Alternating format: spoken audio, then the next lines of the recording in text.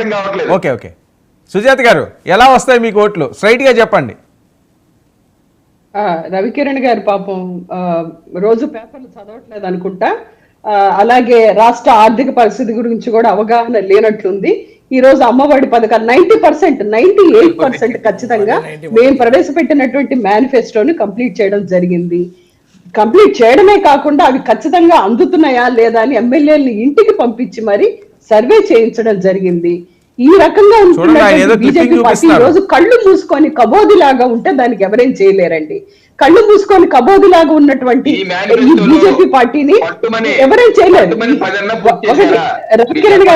రవికిరణ్ గారు మీది జాతీయ పార్టీకి ఏంటోనండి. చంద్రబాబు నాయుడు గారు ఏంటంటే ఆయన ఎన్ని పార్టీలు ఉన్నా ఆయనే అధ్యక్షుడిగా ఉంటారు, బీజేపీకి ఆయనే అధ్యక్షుడిగా ఉంటారు. వాళ్ళ ఇంటి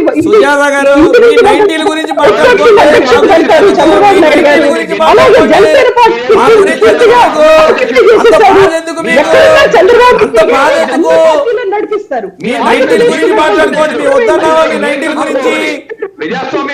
సుజాత గారు మీ 90ల గురించి మాట్లాడుకోండి. మీ వద్దన్నావా?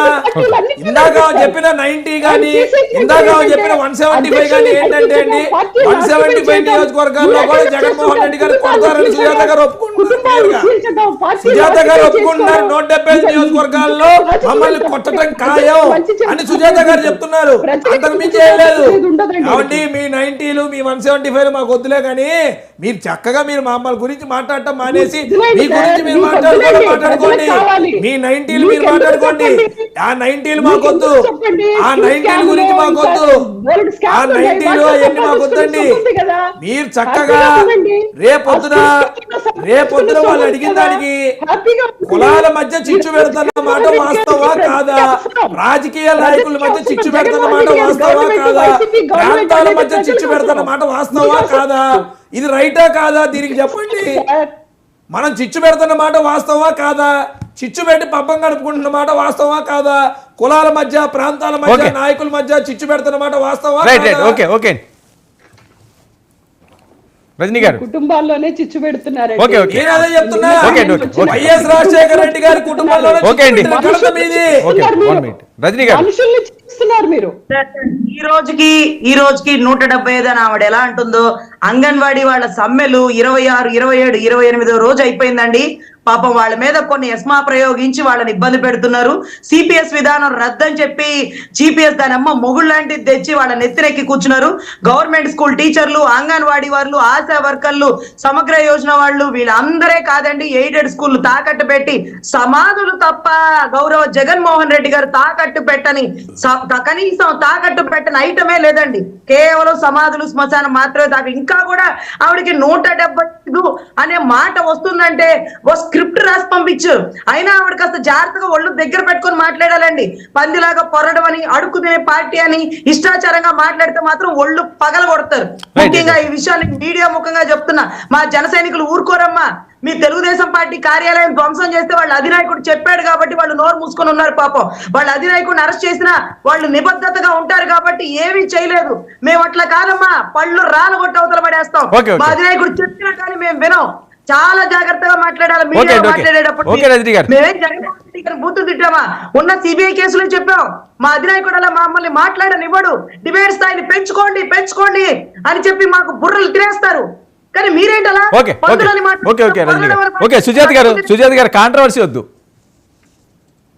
కాదు సార్. అలాంటి మాటలు మీడియా ముఖంగా ఎలా మాట్లాడతారు సార్? ఖండించాం కదా మళ్ళీ ఇంకా లాస్ట్ లో మళ్ళీ దాన్ని రైస్ చేయడం ఇంకా అందరం ఖండించాము. ఆవిడ వెనక్కి తీసుకున్నారు, మళ్ళీ మాట్లాడలేదు. ఓకే సుజాత గారు మీ నాయకుడికే సంస్కారం లేదు. లారీలకి జగన్ మాట్లాడతాడు. మీ నాయకుడికి ఒక సంస్కారం ఉంది, మీకు ఒక సంస్కారం ఉంటది. మీరు మళ్ళీ సంస్కారం గురించి చెప్తారు. మీ నాయకుడు డిసిప్లైన్ ఉంటే జగన్మోహన్ రెడ్డి గారిని లారీలకి ఏ జగన్ అని మాట్లాడు. ఎంత సంస్కార హీనుడో, ఎంత పద్ధతి లేనటువంటి వ్యక్తో ఆయన వ్యక్తిగత జీవితం చూసినా తెలిసిపోతుంది, ఆయన రాజకీయ జీవితం చూసినా తెలిసిపోతుంది. ఈ రోజు మా మంత్రులు మాత్రమే, కాపు మంత్రులు మాత్రమే టార్గెట్ చేసుకొని కాపుల్ని కట్టగట్టి చంద్రబాబు నాయుడు గారి చంకలో పెట్టాలంటే చూస్తున్నటువంటి నాయకుడు ఈ జనసేన నాయకుడు, అంతేగాని ప్రజల అవసరం లేదు, కేవలం కాపు ఓట్లు. ఓకే అండి, ఓకే. కాపు ఓట్ల కోసం జనసేన పార్టీని పెట్టాడు. ఈ రోజు మీ కార్యకర్తల్లాగా డిమార్ట్ దోచుకోవడం, లేకపోతే ఇంకొక సూపర్ మార్కెట్ దోచుకోవడం, అలాంటి పనులు కార్యకర్తలు చేయరమ్మా, చెయ్యరు. జగన్మోహన్ రెడ్డి గారు వైసీపీ కార్యకర్తలు చెయ్యరు ఏ మాత్రం కూడా. డెఫినెట్ గా మేము కూడా తిడతాం, ఎవరో తిట్టుకోవద్దు దయచేసి. వెయిట్ మీకు సంస్కారం ఉంటే మాకు సంస్కారం. సుజాత గారు రజనీ గారు వినండి. అది గుర్తుంచుకోండి. సుజాత గారు, రజనీ గారు, మీరు విద్యావంతులు, మీరిద్దరూ కూడా. సో మీరే మహిళ ఉండి ఈ రకంగా బహిరంగంగా ఒకరినొకరు అనుకోవడం అనేది మంచి పరిణామం కాదు. ఓకే, ఆ ఫ్లోలో ఏదైనా ఒక మాట రావచ్చు, తర్వాత మీరు వెనక్కి తీసుకున్నారు, అలాగే రజనీ గారు కూడా వెనక్కి తీసుకున్నారు. దయచేసి డిబేట్